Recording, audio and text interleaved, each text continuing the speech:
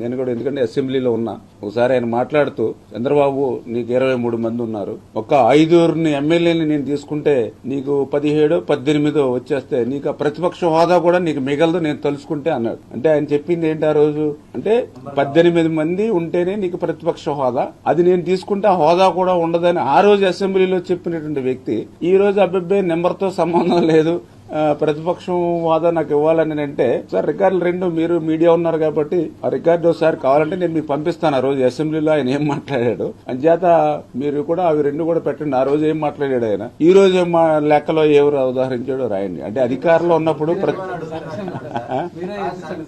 చేస్తాం. ఇప్పుడు ప్రజలే తిరస్కరించారు జగన్మోహన్ రెడ్డిని. అంటే కనీసం అధికార పక్షమే కాదు ప్రతిపక్షంలో ఉండడానికి కూడా అర్హుడు కాదు. ఇటువంటి వ్యక్తి అసలు ప్రజాస్వామ్యంలో ఉండడానికి అర్హుడు కాదని ప్రజలు